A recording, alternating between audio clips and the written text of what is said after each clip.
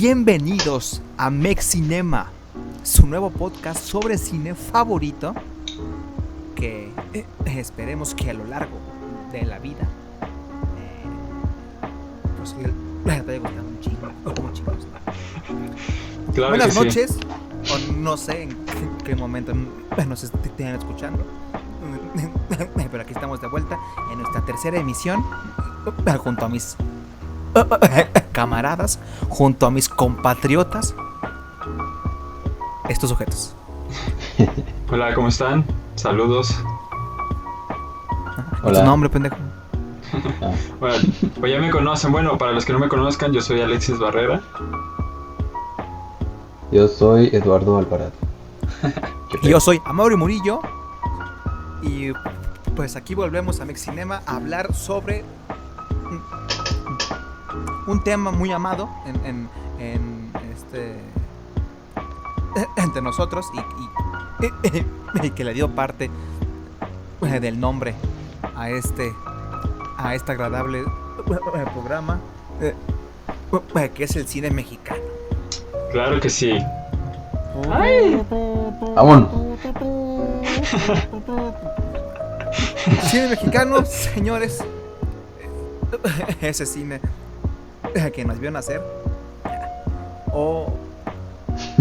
y que pues es ahora sí que parte de nuestra identidad ciudadana y cultural y social, pero bueno, pues me estoy adelantando. Ahorita vamos a hablar sobre películas. ¿Y por dónde vamos a empezar? Pues ahora sí que, como diría un escritor famoso, se empieza por el principio. Simón. Pues a ver, antes que nada, Mauri, Dime. pues vamos a hablar del cine mexicano. Yo creo que este es uno de los temas que más jugo podemos sacar, porque hay como muchos prejuicios en cuanto a cine mexicano se refiere, ¿no? O sea, como que la gente escucha el término cine mexicano y se va por el sesgo de una película mala, una película corriente, una comedia absurda. Entonces, aquí vamos a como ampliar un poquito el panorama, porque a lo largo de la historia de México hemos tenido un chingo de películas y muchas muy buenas. Oh, sí. Sí, claro, o sea, ha sentido que el cine mexicano ha perdido mucha identidad a lo largo de su historia. Y pues estoy seguro que mientras hablemos lo vamos a sacar a flote muchas veces, comenzando por el cine mudo, que es como en la década de 1920 y en 1930, que es también el inicio del cine sonoro aquí en México. Sabemos que en Estados Unidos empezó desde el 27, pero aquí pues creo que llega hasta el 32 con la película de Santa. Con esa película épica de Santa, con la gran Lupita Tobar. A huevo. Pero fíjate que es muy curioso como la forma en la que llega el cine mexicano. O sea, que cuando llega al cine mexicano aquí, bueno, cuando llega el cinematógrafo aquí en México, que lo primero que se grabó fue un suceso como de propaganda política, ¿no? Porque la primera película que se tiene como registro en México es Porfirio Díaz cabalgando por el castillo de Chapultepec. Entonces, Así es. Claro. desde que llegó como el cine aquí a territorio nacional, siempre estuvo marcado como hacia una visión política, o una visión como más más como una propaganda en sí que como un entretenimiento. Y también es curioso que justamente el cine acompañó y tuvo como un gran revuelo como en un impacto cultural, porque el cine acompañó el movimiento de la revolución. Entonces, en el mundo fue como de las primeras movimientos armados que ya estaban como grabados, güey. Entonces como que eso sí fue como un impacto internacional muy grande, porque la gente que tuvo la oportunidad como de ver esos hechos siempre nos relaciona como con los vaqueros, con Pancho Villa, con Emiliano Zapata, porque literal Sí, claro. fueron las primeras estrellas, que se puede decir, del cine mexicano, güey. Entonces es muy curioso cómo inicia, ¿no? Sí, es muy, está cagado que el cine llega a México por el ego. Por el ego de Díaz, que dice, mira, hay una nueva ciencia que me va a ayudar a perdurar más en la historia. Ahí te la chingada. Tráetelo y se va a grabar, ¿no? Y luego pues también llegan junto a dos representantes, los Lumière, que bueno, ahorita pues no me llega el nombre, pero pues son ellos dos los que graban esos recorridos de Díaz, y que pues bueno, ya más adelante habrá directores mexicanos oriundos que lo agarren para hacer un cine perro. Sí, y bueno, también otra cosa interesante, cuando fue la primera proyección en Francia, que fue creo que en 1895, me parece, en diciembre. Y el cinematógrafo, creo que igual al año siguiente, o sea, no se tardó ni un año en llegar a México. Y creo que es muy como impresionante de cierta forma que haya llegado con esa rapidez, ¿no? O sea, tardó menos de un año en que ya tengamos imágenes de lo que pasaba en México en filme, ¿no? Y pues está chido también saber que siempre desde el inicio se ha como documentado en cuanto al género del documental, pues que existe desde el inicio de la historia del cine, ¿no? Incluso existe antes del cine de ficción, que es el que más se consume a nivel mundial. De hecho, fíjate que hay una historia muy interesante, que dicen que Pancho Villa iba a bajar, iba a ser como, iba a ir a una ciudad, no recuerdo bien el nombre, pero que iba a escoger un camino como entre las montañas, güey. O sea, como el camino más libre que pudiera escoger y más rápido. Y Salvador Toscano, que trae su cinematógrafo, le dijo que no, güey. Le dijo, no, ¿sabes qué? Es que por allá pues no hay nada, o sea, vas a estar como caminando por un desierto y pues no va a haber como una imagen impactante, ¿no? Mejor baja por este estado para que se vea la sierra, para que se vea que estás como en las montañas y todo. Entonces, en cierto punto, el cine afectó también a la historia, güey, porque hacía que Pancho Villa, los revolucionarios, al estar siendo grabados, tomaran como locaciones más bonitas o lugares más como visuales, sí, para que se vieran más impactantes, güey. Entonces, además sí, de que, o sea, de que esa decisión es por una visión de autor. Exacto. sí. O sea, eso es también muy Sí. interesante, de que pues, o sea, Salvador Toscano no únicamente manipula la historia por sí mismo, sino también lo hace a base de su visión autora. Fíjate, o sea, fíjate que tu visión de algo en específico afecte a la historia, es algo que, vamos, ese va a ser una vera. Sí, Bueno, güey. pues en realidad él ni sabía ni qué pedo. Él Sí, únicamente o sea, decía, él estaba, Sí, aquí sabe chingón. Pero así lo hizo. él estaba nomás como grabando los hechos, ¿no? O sea, sí. Y Ya sí, claro. fue yo creo que hasta los 50, ¿no? Ya cuando recopilaron como todos sus filmes y ya hicieron la película que es Memorias de un Mexicano, ¿no? Pero según yo, él no la recopiló. Igual, Sí, para los que están en casa, Ajá. para los que están en casa, si quieren anotar, esta va a ser como la tarea. Vamos a darles como una lista de películas mexicanas. Y va a ser la primera, ¿no? Memorias de un mexicano. Claro. Que sí es un poquito aburrida, sí es aburrida y todo, porque es como más hechos históricos, pero pues si quieren ver a Pancho Villa bajar en caballo, pues ahí lo van a ver. Es que fíjate, o sea, fíjate algo tan impresionante. El primer suceso histórico importante a nivel mundial filmado es la Revolución Mexicana.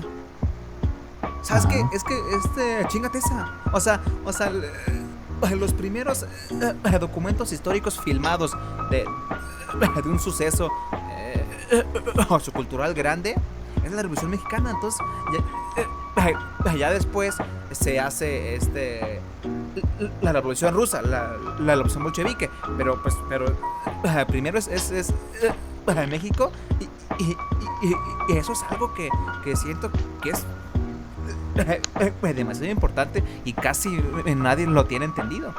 Sí, es que yo creo que por eso la visión que tienen en el mundo del mexicano es con un sombrero, güey, de charro, güey, y con un sombrero de revolucionario, porque son las imágenes que la gente puede encontrar en internet. O sea, ponen México y le sale Pancho Villa, güey, o le sale Emiliano Zapata. Claro. Entonces, como sí es como una visión que se quedó muy arraigada en el mundo acerca de México, ¿no? Y como se graba esas primeras imágenes en desiertos y en planicies y en lugares áridos, pues todos nos ven con cactus, güey, con pinches, con nuestro mezcal y mamás así, güey. Sí, pues, básicamente fuimos los primeros en globalizar nuestro estereotipo. Simón. Claro. Sí. Con ayuda del cinematógrafo. Aunque digo, en ese momento no era como tal un estereotipo, porque la sociedad sí era así. Sí. Ajá, exacto. Sí, los estereotipos, los estereotipos nacen de algún lugar, ¿sabes? O sea, no es sí, como claro, que de repente así se nos ocurrió hacerlo, pero por ejemplo otra cosa interesante es como esta conciencia o esta la figura del director que no existía al inicio, ¿no? Pero aún así, como menciona Alexis, como esta decisión de reencuadrado, de mover a Pancho Villa para que se vea de tal forma, ya es como una decisión de alguien que está dirigiendo, pero no existe tal cual como, él es el director de la película. Sí. Y era casi como descubrir el fuego, ¿no? ¿Qué se puede hacer con el fuego? Pues, todo esto. ¿Qué se puede hacer con el cinematógrafo? Pues todo esto. De hecho, güey, en una de las secuencias como más impactantes que está en Memorias de un Mexicano es el fusilamiento de Madero, güey. O sea, es uno de los videos como más importantes, porque literal estás viendo cómo lo matan, güey, y es Francisco Madero. O sea, uno de los pilares que inició la Revolución Mexicana. Sí. Y tú puedes buscar, ahorita te metes a YouTube, pones fusilamiento de Madero. A lo mejor en YouTube ya no sale, pero buscas en internet y te salen las imágenes, güey. O sea, sí es algo como que muy impactante para la historia, porque pues la tienes como enfrente. Sí, o sea, es casi como si en Francia hubieran grabado cuando descabezan a María Antonieta, ¿sabes? O sea, es un momento histórico demasiado importante y está filmado y fue un momento mexicano, además, que es, bueno, eso le da como pues, cierto gusto que hizo, bueno, está aquí fue. Sí, bueno. No chingados, no. Y entonces después de esa visión documental, sí llegan ciertas personas a hacer ya películas ficcionables y aparecen películas mudas mexicanas.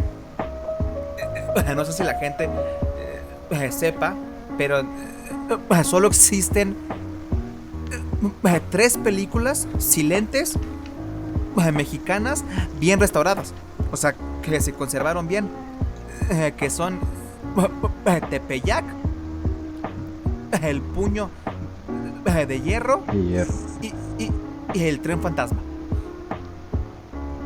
¿Han visto alguna? De esas no. Ni él. Fíjate, y eso es también uno para los que nos escuchan. Vayan al canal YouTube de Filmoteca UNAM y ahí las tienen. A las 3. ¿Sabes también cuál creo que también la pueden encontrar restaurada y todo? La del automóvil gris. Sí. Esa también está ahí y pues también es silente. Y entonces está cabrón porque fíjate, Tepeyac trata de la historia de Juan Diego. Digo, Sí. Juan Diego es ya una historia muy popular en Virgencita. No, pues, digo, es una historia muy bonita, sí, claro, ¿no? Es propaganda católica y lo que tú me digas, claro que sí, pero bueno, es una historia muy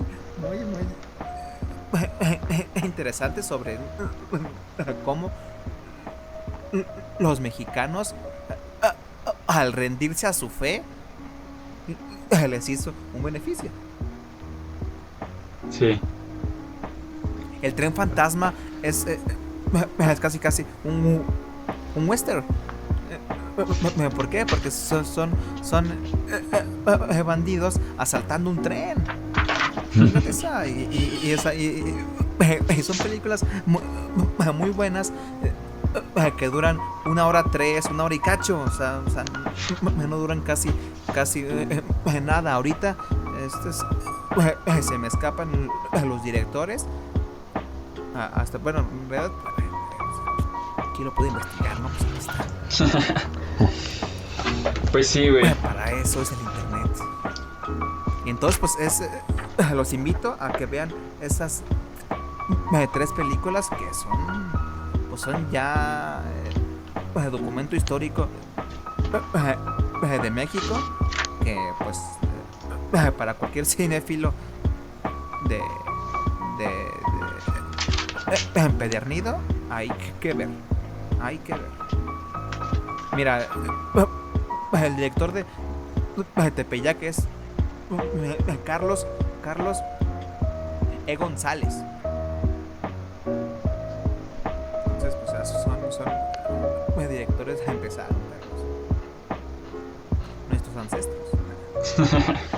A ver, entonces, ¿quién dirías, como para avanzar un poquito más en el tiempo, que son los pioneros del cine mexicano, güey?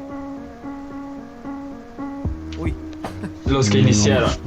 Porque mira, yo creo que sería Salvador Toscano. Sí, claro. Ajá. Otro vendría siendo Enrique Rosas, que pues fue el de El automóvil gris. Sí, claro. Yo creo que también ahí podemos meter a Juan Bustillo de Oro, porque también empezó cuando era cine silente, que ya después saltó Sí. con el sonoro y todo. Y también Miguel Contreras Torres, que también tiene varias películas del cine silente. Pero a ver, déjame si me acuerdo de una que vi, güey. Es que Y mira, era el relicario, güey. El relicario de Miguel. Es de las primeras que tiene, porque ya después se avienta un ícono, que de eso hablaremos más adelante. Pero sí, yo creo que esos serían como los directores mexicanos a seguir, porque también llegaron muchos extranjeros, pero de esos no vamos a hablar ahorita, porque lo podemos Claro, es hablaremos otro tema más bastante adelante. extenso. Igual, si quieres, nomás como para dejarles ahí con la pizquita. Sí. Uno de los extranjeros más importantes que llegó a México y que sí cambió de manera fundamental como la visión, Sergei Eisenstein. Ahí lo voy a dejar. Así nomás. Así Investíguenlo si quieren. Y Yo les comento otro. Arcadi Beutler. anda, Ahí está. la mujer del puerto. Ahí está. Sí, uy, señor. Esa es muy buena. Ah, chulada, güey, chulada. No, No, güey. déjate eso. A ver, spoiler, otro episodio. ¿A quién descubrió a Cantinflas? Un ruso. Chíngate eso. Pero bueno, eso ya digo, hablaremos más adelante. Y luego entonces, complementando lo que decías de los pioneros, es meter a los hermanos Rodríguez. Los hermanos Rodríguez. Estamos hablando de Joselito. Estamos hablando de. Ayúdame. A ver, pues el Ismael, güey. Ismael Rodríguez. Ismael. Aquí la Pero agarro. yo creo que eso se entra ya más adelante, ¿no? O sea, yo creo que Es que, dentro- ve, no. A ver, güey. Los hermanos Rodríguez traen el sonoro a México. O sea, los hermanos Rodríguez trabajaban de soneristas en Estados Unidos. Ahí, en Estados Unidos, perfeccionan el aparato para la grabación sonora. O sea, ellos también entran en la historia del cine gringo. Bueno, en el apartado sonoro. Logran eso, ahorran mucho y se regresan a México a hacer sus propios filmes. Entonces estamos hablando que gracias a los hermanos Rodríguez existe el cine sonoro aquí en México. O sea, pues en realidad Santa está sonorizada por los hermanos Rodríguez. Simón. Fíjate, este peso es el de ellos en la historia de México. Y pues obviamente es de igual forma por ellos existen todo el cine de los 30. Que metemos a Juan Bustillo a Juan Bustillo de Oro, Arcadi Beutler,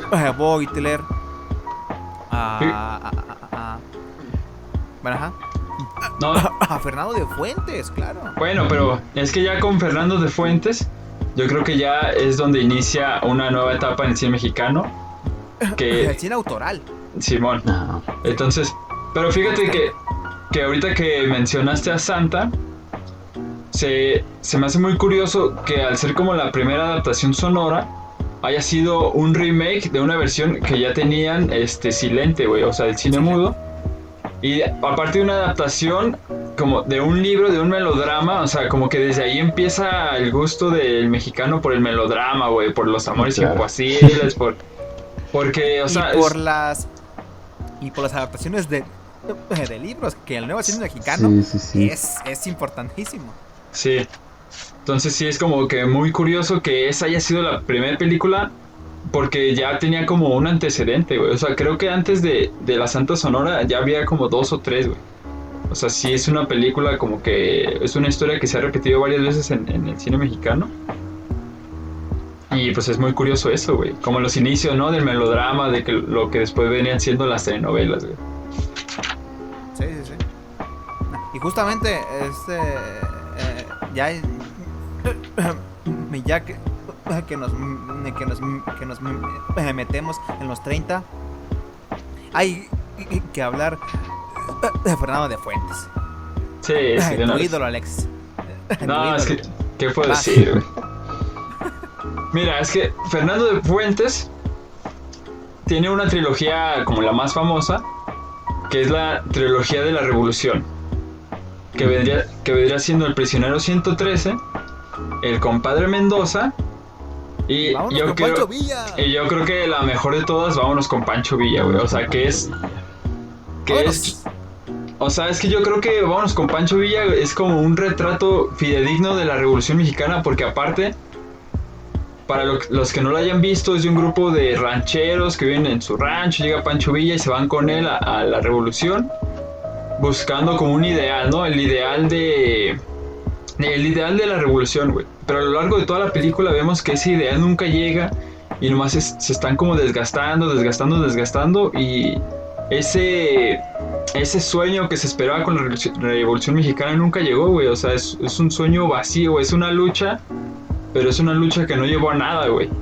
Entonces sí esa película yo creo que es desgarradora, güey. O sea, es el pinche final, güey. El último plano. No el último mames. plano es una maravilla. Güey, o sea, porque, o sea, la historia va de que van con sus amigos. O sea, son un grupo de como, creo que son como 5 amigos o 4 que se van a la revolución. Y entonces, no, güey, o sea, yo sí les recomiendo que vean esa película. Yo creo que tiene una escena icónica en un bar que tú dices, no mames. La escena cuando apagan las luces, güey, y las prenden. Sí. No mames, esa escena. Claro. Esa escena está bien perra, güey. Yo cuando la vi, dije, no mames, güey, este pedo es otra madre. Pero fíjate Así era que... México, así era México. Así era México. Así de estúpida. Pero, o sea, yo creo que esa es como de la mejor película de Fernando de Fuentes, pero no creo que sea la más importante, güey. O sea, Okay. yo creo que la más importante llegó como 2 años después y se llama Allá en el Rancho Grande, güey. Ujú. O sea, yo creo que Allá en el Rancho Grande marcó el inicio de la época de oro del cine mexicano, güey. Sí. Ujú. O sea, porque es que Comedias. está súper curioso porque, o sea, allá en el Rancho Grande se estrena el mismo tiempo donde Lázaro Cárdenas reparte una hectárea, o sea, reparte un terreno como de 2000 hectáreas de un hacendado muy cabrón que estuvo en la revolución. Lázaro Cárdenas, expropia como todos sus territorios y los reparte como a todos los rancheros que estuvieron como en la revolución, güey. Entonces ahí como que se estaba cumpliendo ese sueño, güey. O sea, toda como la lucha que se estaba viviendo en la revolución, como que al fin dio frutos con Lázaro Cárdenas. Y aparte el cine lo refuerza con una visión de los rancheros, güey, de los mariachis, o sea, pinches personajes muy chingones, güey. Entonces yo creo que esa es como de las más importantes que tiene, porque sí marcó un antes y un después, güey. Ujú. Sí, claro, es el inicio además de la comida ranchera, que se va a convertir en un subgénero endémico de México, de los más prolíficos en la época de oro. Digo, en la época de oro, si no hacías una comedia, no sé qué estabas haciendo. O sea, porque eso era lo que vendía además y madres así. Y mira, si tu personaje en una comedia ranchera no era un pinche ranchero borracho orgulloso, güey, valiente, güey, machista, poca madre, pero algo que esos eran como Y todos que los canta- requisitos y y canta tenía bien que cantar verga. bien verga, güey. Sí, claro. Y pues ahí está. de ahí surgen como las figuras más importantes, también como los íconos del cine mexicano, claro. que es Jorge Negrete y Pedro Infante, güey. Pedro Infante. Sí. Aunque, espérame, me quiero regresar a los 30 Sí. un poquito a hablar de Juan Bustillo Oro. Simón. ¿Tú qué dices, Eduardo? De Juan Bustillo Oro.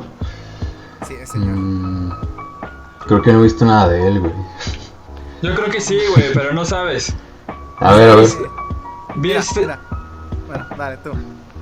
No, dale, güey, dale, es que me emociona. Bueno, mira, es una de mis películas A ver, favoritas. a ver. Y además, no solo digo, y lo mencioné en el primer episodio de las películas que nos marcaron, que es la película de dos monjes. Para los que la quieran ver, es una película totalmente expresionista. Tú me dirás, cabrón, ¿qué hace Alemania influyendo al cine mexicano? Pues claro, Sí. Y no solo hablo de que lo influenció, sino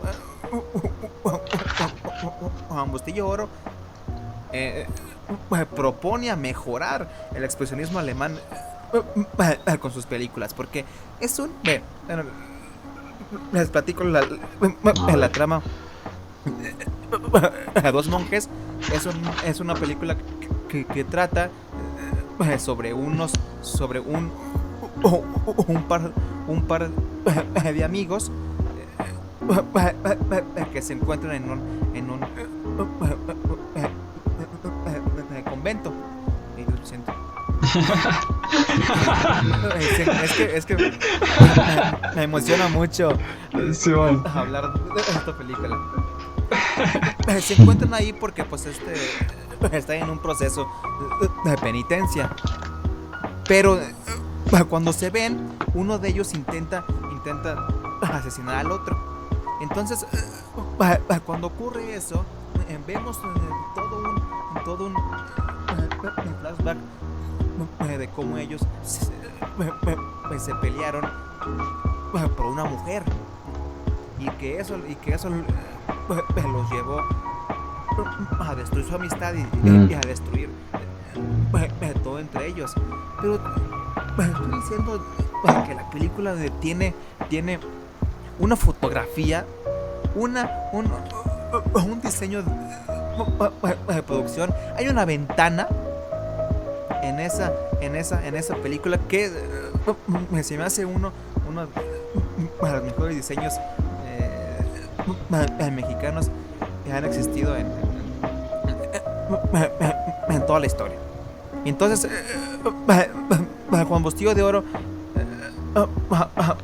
a raíz de eso, también propone mucho hacia el terror, porque tiene películas como El Misterio, El Rostro Pálido, que es también un peliculón como no tienes idea, y que pues bueno, a raíz también de esa película de Fuentes, por ejemplo, hace una que es El fantasma del convento. El fantasma del convento también está perra, y que también nace La Llorona ahí en los 30. La primera versión de La Llorona, que está muy padre porque en esa película La Llorona no es un fantasma. Le dan como que otro tipo de origen, y es muy buena. Yo me ahí también recomiendo esa película. Mira, y también de Juan Bustillo de Oro, que también yo creo que es la más importante de él, ya es con una mancuerna que hace con Cantinflas, que yo creo que esa sí la has visto, Eduardo, que es Ahí está el detalle. Ah, claro. Ahí está el detalle. Esa sí la has visto, güey. Sí, o sea, yo creo que es de las películas de Cantinflas la mejor, güey, y o sea, yo creo que es como el despegue, güey, también que tiene. O sea, es que yo creo que la época del cine de oro se marca por los actores, güey. Sí. Más, por el Star System. Por el Star System, más que por los directores. O sea, yo creo que sí, claro, sí se va a marcar, porque vamos a tener a Cantinflas, Joaquín Pardavé, a Tintán, a Pedro Infante, Jorge Negrete, o sea, María Félix, tenemos Dolores del Río, o sea, tenemos y nos faltan un chingo más, güey, Arturo de Córdoba, o sea, a los hermanos los hermanos actores. Sí que ahorita te digo el nombre, Los Soler, güey. Son Los Soler. Ajá, está Los Soler, sí, claro. Fernando Soler, que es un actorazo. Y pues también Pedro Armendáriz, güey. Claro. Sí. Y pues ya también ahí, imagínate, güey, ahí se mete Silvia Pinal, güey. Sí. O sea, está también a finales, pero ahí se mete, güey. O sea, imagínate, no mames. O sea, hablando de la época de oro, es hablar los 40. Sí. Ajá. Y finales, pues bueno, y final entra Ya como en los como a 50. finales de los 50. Entonces ya eran como la colita de la época. Entonces, los 40. Recomienda una película, Eduardo. ¿De los 40? Bueno, de la época de oro, básicamente. Digo, no sé si entre dentro de la época de oro. Ajá.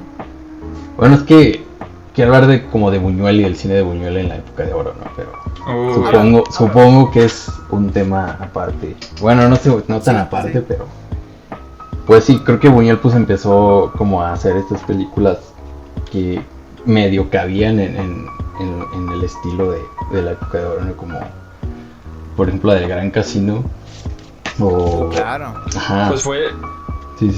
de sus películas que empezaron, güey. Sí. Y creo que está muy alejado de lo que empezó a hacer en Francia, ¿no? Es como muy... Es que, de hecho, ahí es, pues si quieres ya lo platicamos ya en el de Buñuel. Sí. Pero ese güey literal se tuvo que meter a trabajar en las películas que le daban, güey. O sea, no eran historias que él quería contar. O sea, era como para vivir, güey. Ya hasta que tuvo como más más auge en el cine mexicano fue cuando ya le soltaron como proyectos de su autoría. Pero al inicio sí hizo como puros, ¿cómo se le llama en Era Hollywood? Calavera, por ejemplo. Ajá. Pero ¿cómo se le llama? Que es en De películas. encargo. De encargo, Sí, de encargo. películas de encargo. Sí. Y ya después, por ejemplo, Y bueno, en el 50, podría mencionar Los Olvidados.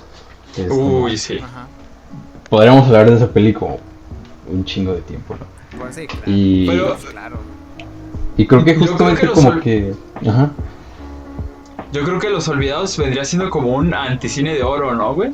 Sí, justamente. O sea, porque es como de las primeras películas que rompen como con todo lo que se venía mostrando en el cine nacional, güey. Entonces, sí, Es un precursor del nuevo cine mexicano. Sí. Simón.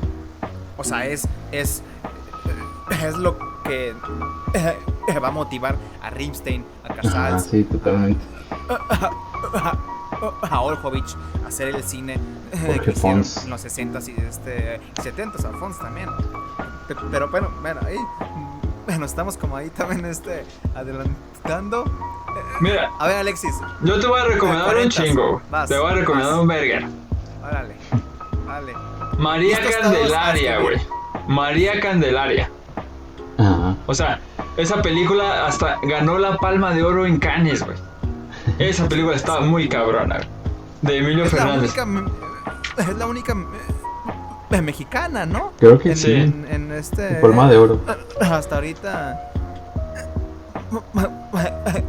Pues sí, en Yo- ganar la palma. Y o sea, yo creo que se los recomiendo mucho a las personas que nos estén escuchando porque van a ver cómo era realmente Xochimilco. O sea, Xochimilco en la actualidad es una pinche vasca, es un pinche basurero. Pero la belleza que tenía ese río, ese lago, o sea, vean María Candelaria, estaba muy bonita y van a llorar. Yo creo que sí van a llorar. Digo, todo el cine de Emilio Fernández.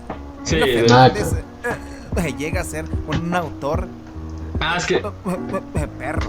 de hecho ahí va mi segunda recomendación. Las Olvidadas, que Las Olvidadas Sí.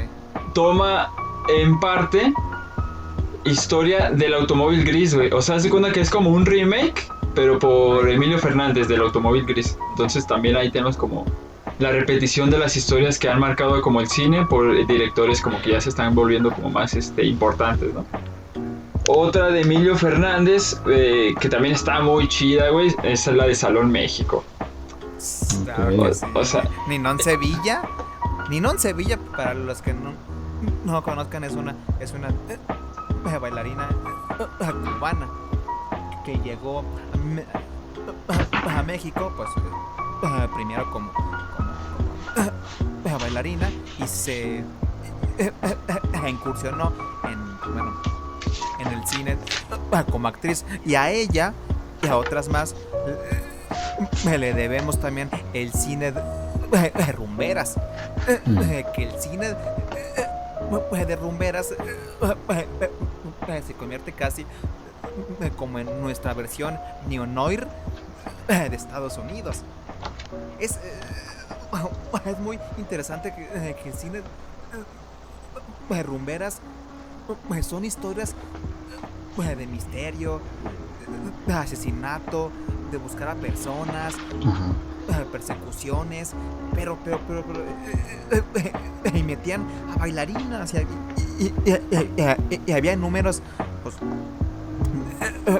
de baile de ellas que lo hacía un cine muy especial dentro del cine de oro, y Salón en México es una de ellas. Sí.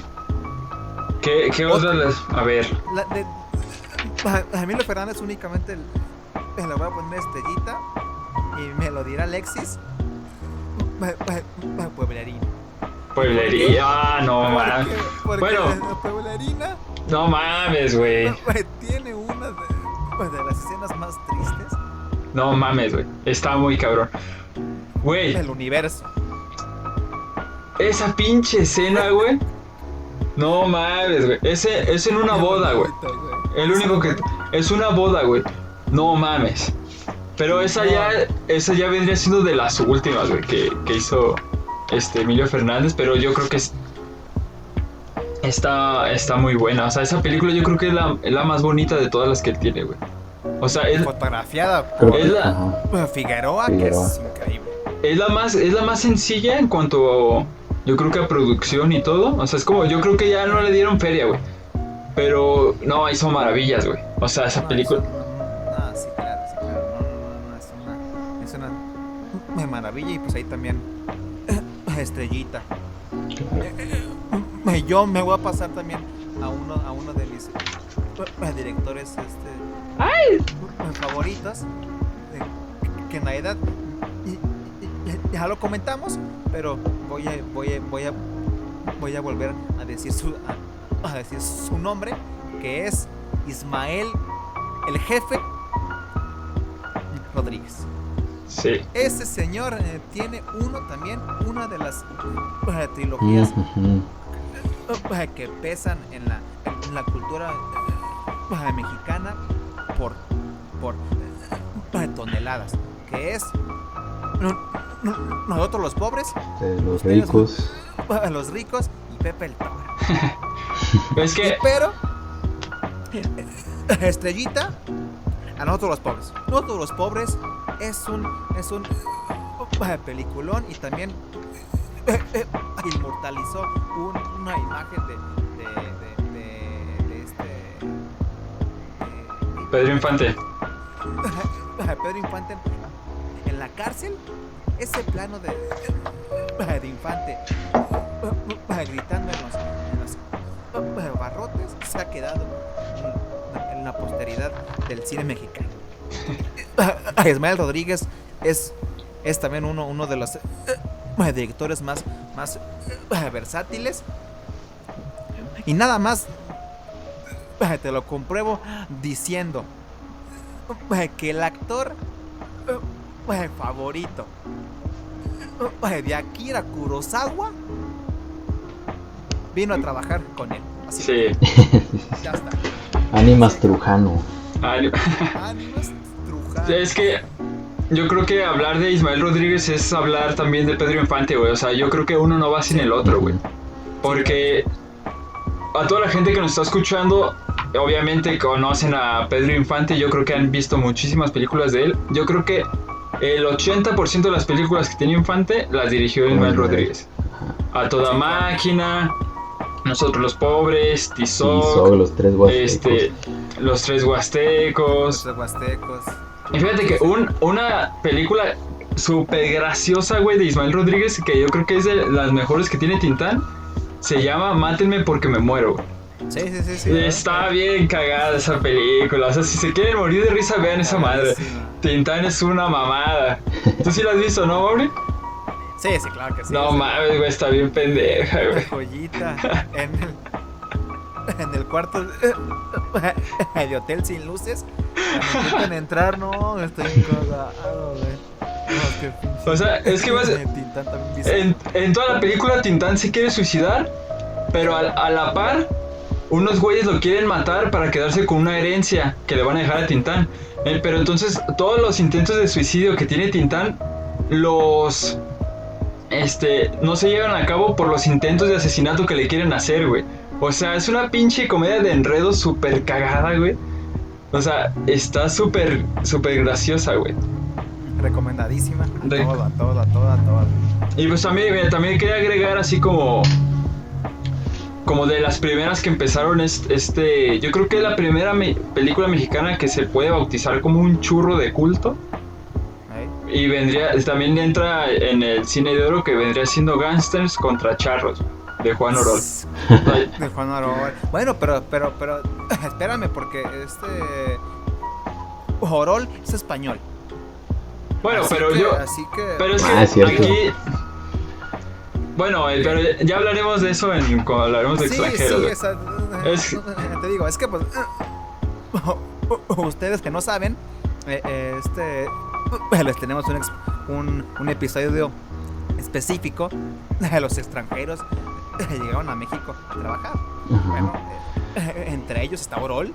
Orol es también uno de los directores importantes del cine independiente mexicano, que es también un tema muy interesante porque digo, todo el cine hasta ahorita hemos dicho, digo, exceptuando la de Orol, es cine de estudio. Sí. O sea, es cine de varo. Entonces, pues bueno, ya también en otro momento hablaremos del cine independiente. Antes de que dejemos la época de oro, también sí quiero mencionar a otro de mis directores favoritos, y que digo, no solamente es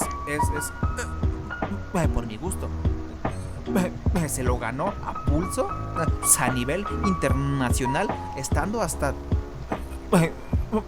varias veces nominado a la Palma de Oro, que estoy hablando de Gabaldón. Sí. Claro.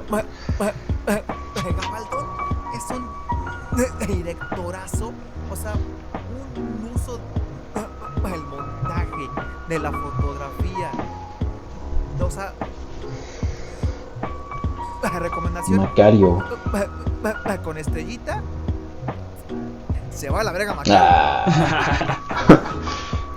No. La otra, Cine negro. la otra es un cine negro con una Dolores del Río cabroncísima, que esa película es de ley, hay que ver. ¿Sabes también qué otra recomendación de un cine más picarón? La del El Inocente, güey.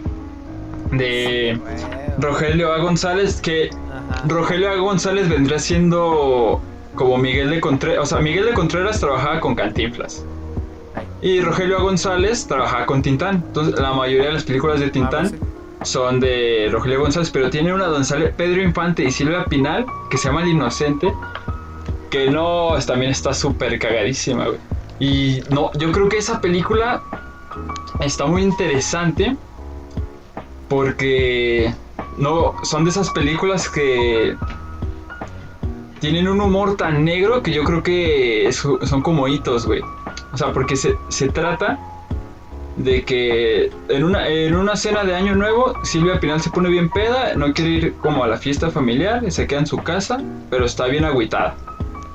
Entonces, al final decide ir a la fiesta, ya medio borracha, pero su carro se le queda en la carretera, güey. Entonces consigue al mecánico, güey. Entonces llega el mecánico, pues ¿quién cree que es el? el mecánico es Pedro Infante, güey. Entonces la lleva a su casa, güey. Entonces Silvia Pinal no se quiere quedar sola en Año Nuevo y Pedro Infante pues es bien humilde, pobre, güey. Se la va a pasar solo en su casa pisteando una chela. Y Silvia Pinal le dice, no, aquí tengo champaña, vente que hay que tomar. Total de que se ponen bien pedos y Silvia Pinal se desmaya, güey. Entonces Pedro Infante la carga, güey, la lleva hasta su cama y se va, güey. Pero esta morra, antes de que se va Pedro Infante, se quita la ropa y le dice, hazme tú, ya que sabe que. Y Pedro Infante, no, yo no me meto en estos pedos. Y se va, güey. Hazme tú, güey. Se va de la casa. Pero entonces llega la familia de Silvia Pinal en la noche y la encuentra desnuda, güey. Pero Pedro Infante no la acostó en su cuarto, güey. La acostó en el cuarto de los padres, güey. Entonces, ¿qué pasó, hija? ¿Qué pasó? Entonces la morra, para no dar explicaciones, dice que la violaron, güey. Y que el culpable es el mecánico, güey. Entonces cuenta que van con Pedro Infante y lo obligan a casarse, güey, con el personaje Silvia Pinal. Entonces toda la película es una guerra entre Pedro Infante y Silvia Pinal para ver o sea, se hacen cada mierda, o sea, se van haciendo mierda porque no se quieren, güey, pero los obligaron como a casarse porque si no se casaban iban a meter a Pedro Infante al bote por violador, güey. Entonces la película está cagadísima, güey, está súper cagada. Y pues muy similar a Enamorada, que es ¿sí? como esta lucha de Armendáriz y... Sí, lucha de orgullos, güey. Y esta Mayra Félix, ¿eh? Lucha de orgullos porque ¿quién va a poder más? A huevo que yo, güey. Entonces sí. Y en México más, porque... Sí. Claro, el orgullo. Entonces, esa película se la recomiendo. Se van a cagar de risa y aparte como una reflexión, ¿no? Como de estos temas como más como de la cultura de la cancelación. Yo creo que esa película sería canceladísima, güey. Canceladísima. Sí, creo que está interesante cómo trataban estos temas que ahora son como súper serios, ¿no? De que la pobreza, la miseria era como algo de cuestión como de comedia, ¿no? De las diferentes clases sociales y ese pedo era como algo que se tomaba muy a la ligera de alguna forma. Y sí, bueno, a comparación de, ya veremos el cine contemporáneo, de que se toma más como más serio, más realista, más acá, ¿no? Sí, o sea, toma en cuenta que una de las películas como también ícono del cine mexicano es la de Dos tipos de cuidado. Ajá. Y ahí hay una violación que no tiene repercusión en la película, güey. O sea, a la morra la morra sufre una violación y es como... es que esa madre no es de importancia, güey. Lo importante es que estos dos güeyes se quieren pelear, ¿no? O sea, es como, güey, es como un tema muy delicado que no toman en cuenta, güey, para nada.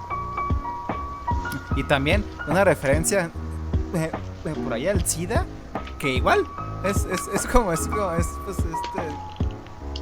tratada en broma. Sí, man.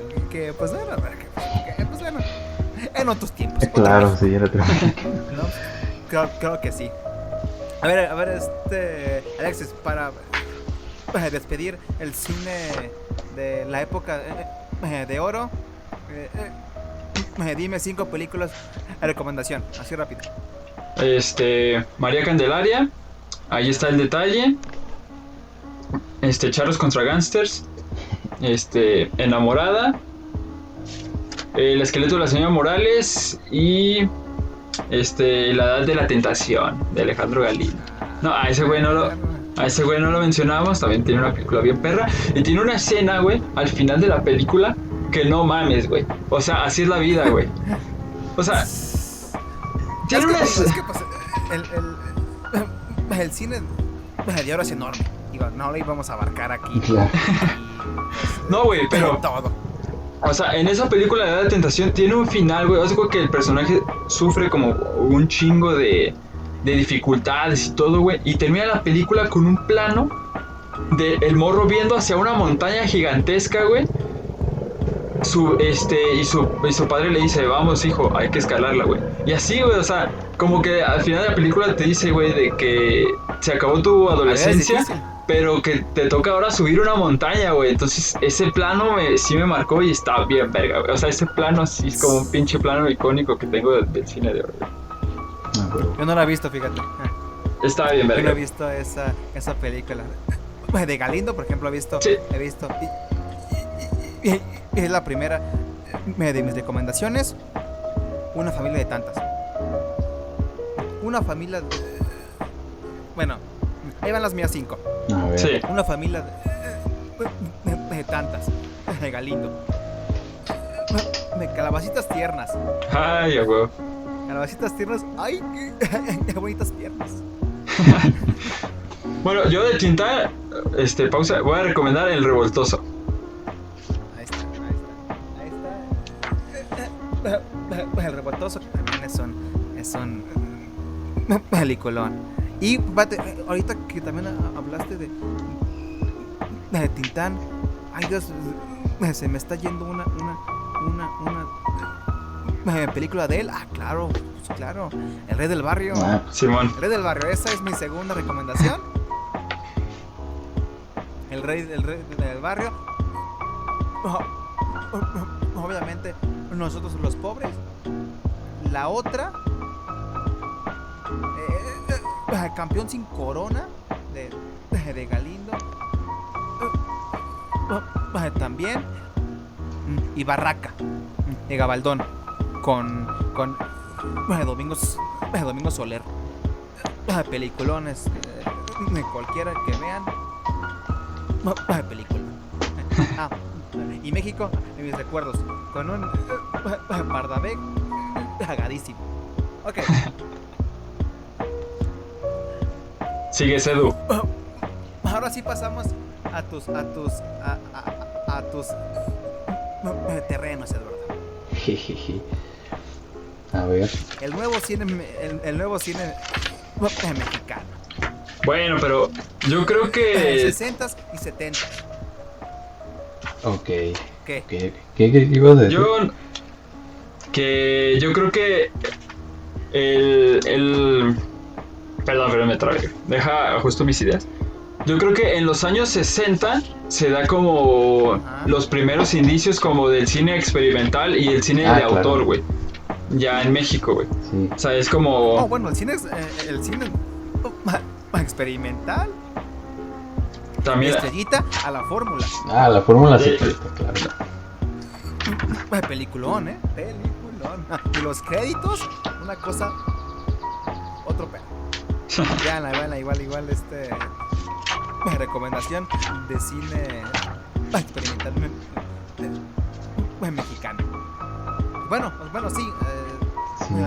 como lo comentabas, Alexis, pues sí, digo, empieza a ver los indicios de un nuevo cine que, pues, que no abarque estos temas clásicos del cine de oro, en donde entran ya quizá algo más serio, un poco más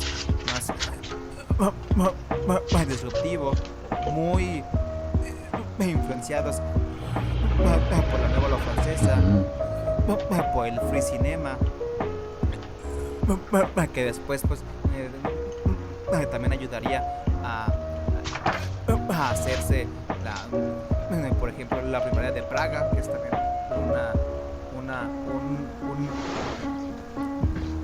una época importante en el cine austriaco. Pero bueno, pero eso también Sí, güey. es otro tema. Ya mamaste, Sí, güey. Sí, te pasaste de- sí me fui, lo siento, sí me fui. Ay, ok. A ver. Oye, pero creo que nos faltó decir de que uno de los aspectos importantes del cine de oro mexicano es que durante la etapa del auge del cine mexicano se debe a que estalló la Segunda Guerra Mundial, güey. O sea, yo creo que ese es como un factor muy importante ver en cuenta, porque la industria hollywoodense y la industria europea se enfocaron más en la industria de la guerra, en la industria de la militarización, y enfocaron su cine en términos más propagandísticos, güey. Entonces yo creo que ese auge también, es la guerra, ayudó como a que el cine mexicano despegara porque eran las únicas películas que se estaban produciendo, güey. Entonces yo creo que era importante como recalcar eso, ¿no? Como... Sí, bueno, pues es que pues digo, el nuevo, el cine de oro tiene cosas antropológicas y sociales en las que nos podríamos meter y morirnos ahí, y pues bueno, ahorita este episodio es como una embarradita del cine mexicano en general, y ya luego pues yo creo que ahondaremos en estos temas importantes. Ajá. Y por eso avanzo ahora sí, digo que al nuevo cine mexicano, sí, en donde nos encontramos pues a Ripstein, a Casals, a Orjovich, a Fons, a Tito de Davison, que por ejemplo eso también es un spoiler para el episodio de extranjeros en México. Había chilenos aquí. Pues es que fíjate que yo siento que en la época en los años 60 sí fue cuando más extranjeros vinieron a México como a cambiar el paradigma del cine nacional, güey. Porque yo creo, además. Y a trabajar, yo creo que pues de los más importantes, que también ya hablaremos de él, para mí es Luis Buñuel, güey. O sea, porque Luis Buñuel en la época de los 60 ya fue cuando hizo las películas como que más representativas de su filmografía, que sí ya entran en un cine completamente diferente, güey. Porque tenemos El Ángel Exterminador, Simón del Desierto, Viridiana, o sea, es que sí, yo siento que ya cambian como este paradigma que se venía mostrando con el cine de oro. Y pues también entra aquí ya un jovencito, Alejandro Jodorowsky, que también hablaremos de él en el episodio de los extranjeros.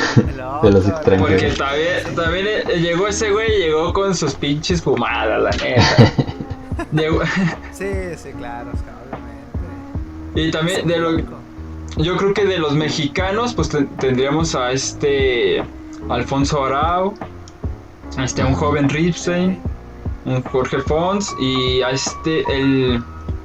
se me fue el nombre, Mauri, el que era guionista de las películas de Buñuel. ¿Cómo se llamaba? Alcoriza. Sí, ¿no? Luis Alcoriza también, sí. Alcoriza. Sí. También uno muy importante para el cine de género, Taboada. Sí, claro. Taboada. Pero Taboada ya entra más adelante, como en los 80, 70. No. Sí. En los 60 hizo. En los 60 hace El Libro de Piedra. O sea, hace Hasta el Viento. ¿Tiene miedo, mamón? No, pero son más recientes, güey. Según yo son más recientes. 60, te voy a creer. El 68, Hasta el Viento tiene miedo. No, pues sí me chingaste. 68, güey. Aquí lo estoy viendo, güey. Y sí es cierto, pues digo, sí. ya más adelante viene quizá Veneno Paradas, que es ochentera. Es más adelante, pero en 60 Hasta el Viento tiene miedo, mamón. El Libro de Piedra, que ya eran películas importantes. Sí, igual y luego. Igual y luego hablamos. Sería chido hablar como del cine de terror y de horror mexicano, ¿no? Como sí, claro. Sí. Porque me estaba acordando de Alucarda y de todo el cine que hizo Moctezuma, y es como que todo sí. un rollo ahí. ¿Moctezuma? Cállate, güey. ¿El de Tenochtitlan? A ver, entonces, ¿Cómo definirías los años 60 y 70, güey? Vas, Eduardo. 60 y 70. Para que hables. Como para cerrarlo, güey. ¿Cómo definirías esos años? Pues primero que nada era como, justo Y recomienda películas. después de la Segunda Guerra, ¿no? Que también fue como un tema importante porque surgieron olas de todo el mundo, ¿no?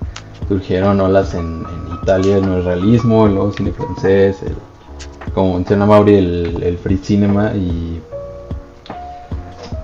justamente era como después de la época de oro, como que hubo un declive, ¿no? Evidentemente hubo un declive en la época de oro. Sí. Y empezó a haber como más diversidad como en el cine.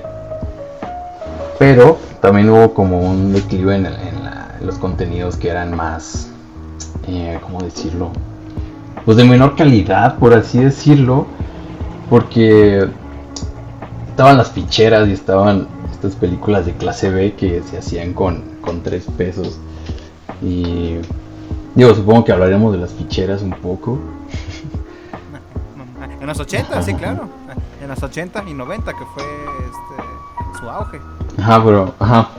Y justo hubo como una disrupción, ¿no? Porque estaban pasando muchas cosas en el mundo en general, no nomás en México.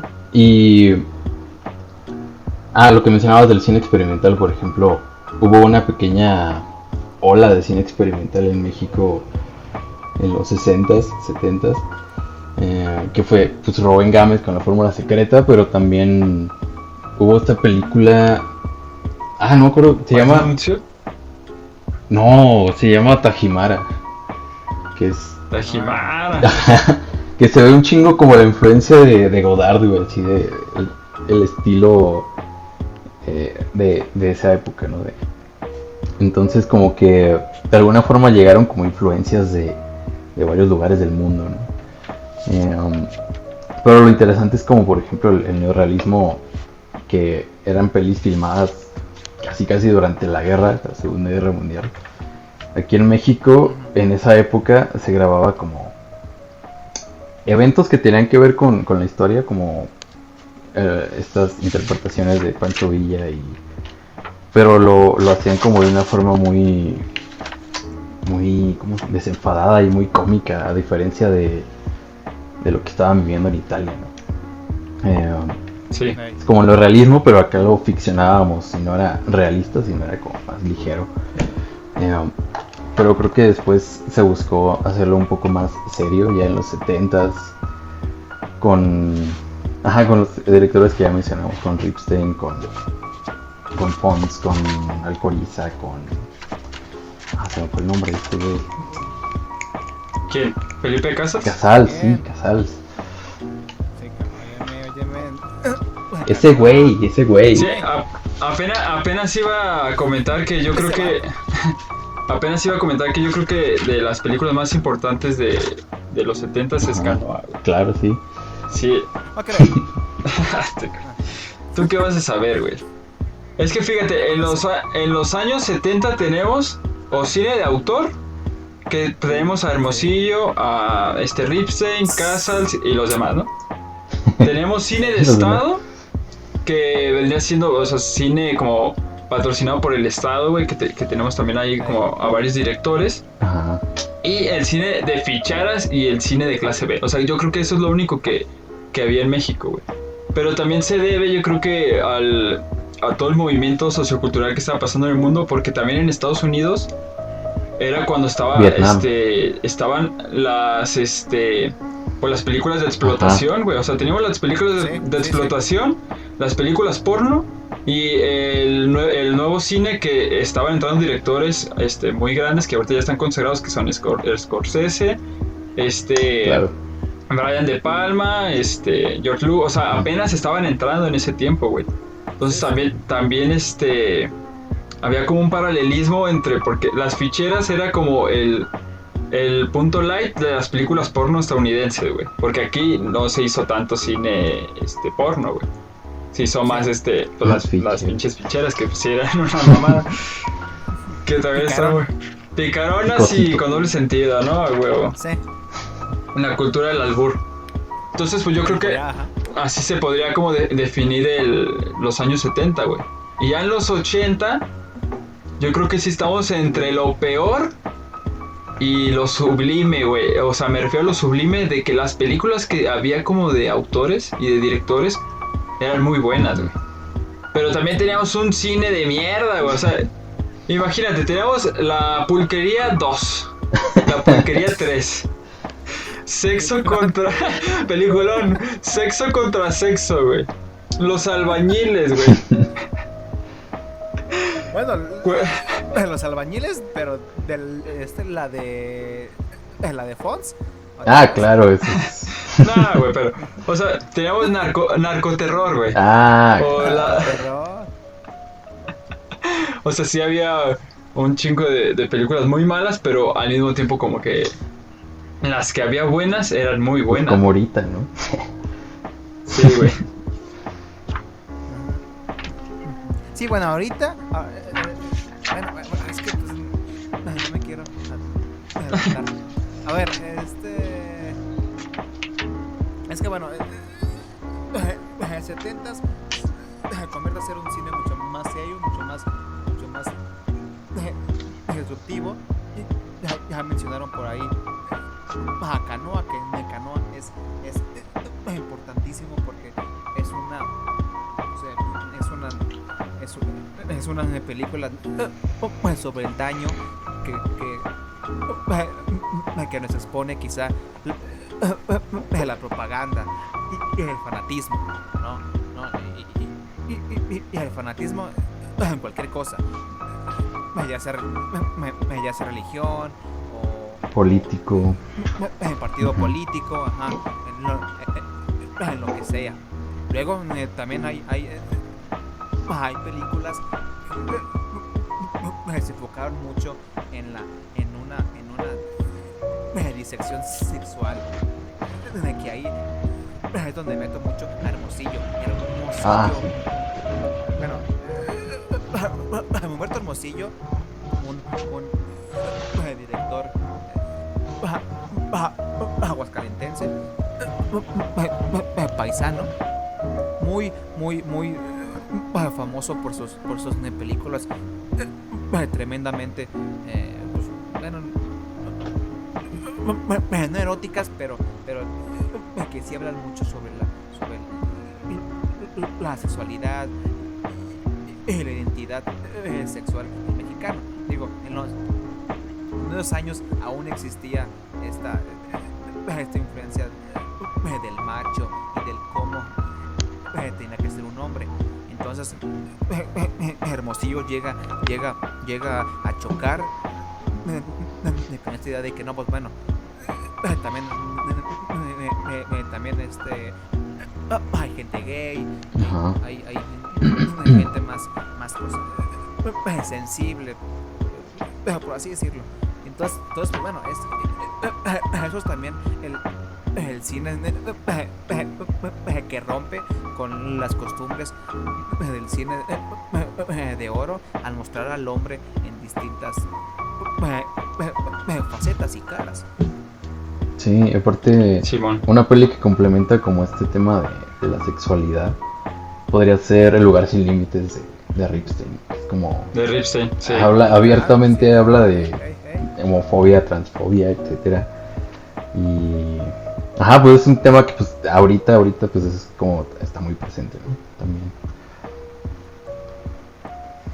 Una película que recomiendo de Hermosillo, La Pasión de Agún Berenice. No, hombre, qué peliculón es eso. Veanla. Y también digo, bueno, esto es un poquito más adelante, pero decir que en Doña Arlinda y su hijo, una película de Hermosillo,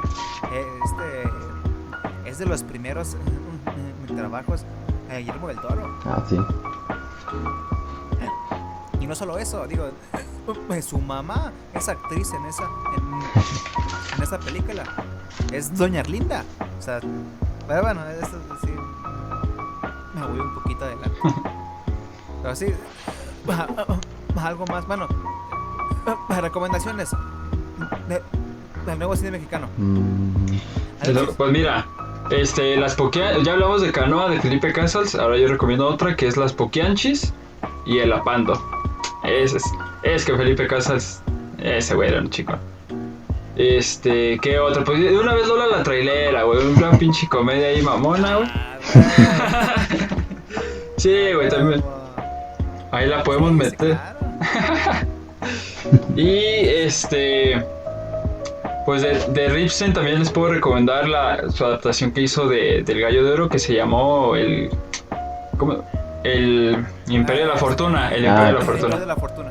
Sí. El Imperio de la Fortuna. Que también es Sí, muy sí, buena. claro que sí. Y la de El Rincón. Ay, ¿cómo El se Rincón llama? de El las Rincón de las Vírgenes, Vírgenes Alberto Isaac. de Alberto Isaac. También esa, Sí, güey. claro, Tivoli. Digo. Bueno, es que Una película. Tivoli ya es como entrando, ¿no? Como al cine de ficheras, güey. Es entrando. Sí, sí, sí. O sea, aún es cine de calidad, aún. Sí, sí, pero es como el preámbulo, Tivoli ¿no? aún es una gran película, pero es como el antecedente. A ver, ¿qué les parece? Eduardo. ¿Qué les Espérame. Yo pondría El Castillo de la Pureza, el guión escrito por José Emilio Pacheco. Bueno, claro. Sí, cierto. Antes de que me continúes. Es muy importante saber que en el nuevo cine mexicano se crean mancuernas de guionistas y directores, pero de que estos guionistas son escritores a nivel Claro. internacional. O sea, hablando de Hermosillo, Hermosillo tiene películas con guiones del colombiano, de Gabriel García Márquez. Sí, colombiano. Sí. Sí, ¿verdad? Sí, güey. Colombiano, ¿verdad? Sí. Entonces, o sea, fíjate, eso es un ejemplo. Aquí hay películas de José Emilio Pacheco. Hay guiones de Carlos Fuentes. ¿Sabes cuál se nos estás pasando ahorita que dijiste Carlos Fuentes? Que es un peliculón que todos tienen que ver, Los Caifanes. Claro. Claro, ahí está. Sí, esa ahorita me acordé, Los Caifanes, está bien chingona esa película. Sí. Entonces, eso es algo como que me quería dejar claro que algo que caracteriza al nuevo cine mexicano son estos guiones de autores de talla internacional en la literatura. Claro. Bueno, así va, continúa. Sí, de hecho, quiero recomendar también Los Albañiles, que de hecho también está adaptada de un libro de un mexicano, Vicente Leñero. Vicente Bueno, Vicente Leñero después, después adaptó, ¿cómo se llama? Las batallas en el desierto. Mariana. Mariana.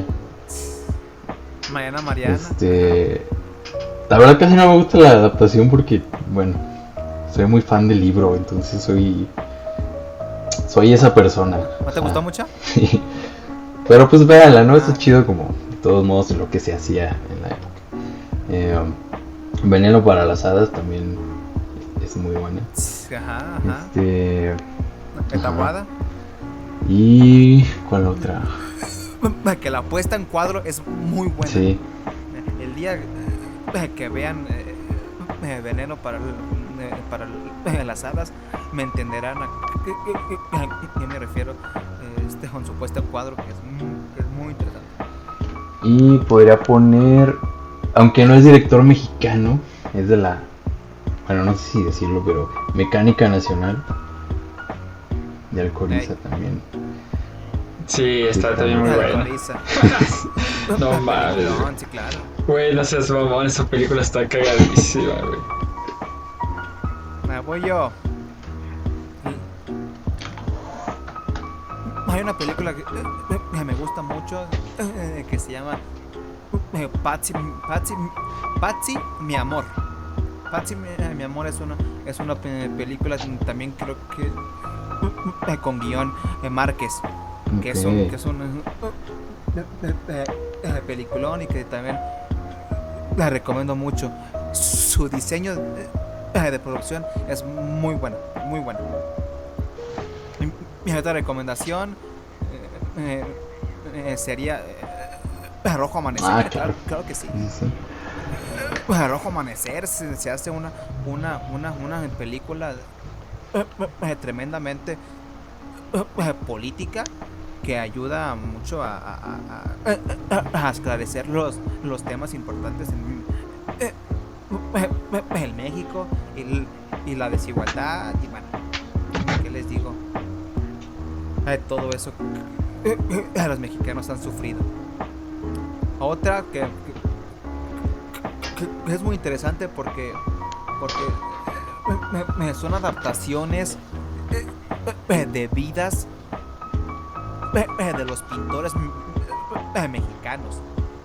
Hay una película que es sobre Francisco Goitia, que la película justamente se llama Goitia, y que pues un dato curioso de esa película es que Del Toro ahí trabajó como maquillista. Y si conocen la obra de Goitia, Goitia vivió de niño los últimos años de la Revolución Mexicana y le tocó ver a mucha gente colgada de árboles y ya pudriéndose ya. Entonces tiene pinturas, tiene una en específico muy conocida, ahorita me va el nombre, y que esa escena aparece en la película y el cadáver está hecho por los efectos especiales del Toro. No. Entonces está muy interesante. Qué A ver, chingón. señores, ¿les parece si lo dividimos en dos partes? Sí, estaría Apenas bueno. es lo que apenas te iba a comentar, Sí, es. que no creo que alcancemos a abordar como queremos el cine contemporáneo que se viene, porque Sí, se vienen cosas Se ven muy grandes. interesantes. Entonces, ¿qué les parece si Los cerramos 80s y 90s además. 80, 90 y de lleno a los 2000, ¿no? Sí. Que ya es. Así es. Entonces, ¿qué les parece si cerramos por hoy este capítulo y lo dividimos y el que siga o en otras emisiones hacemos ya el cine contemporáneo mexicano? Huevo. ¿Cómo chingados no? Así es, señor. Como chingados no. Pues ahí está. Ya escucharon. Esta fue la primera parte de la repasada del cine, de la historia del cine mexicano. Ahí les dijimos muchas películas a las que pueden ir a ver. Están esas y muchas más.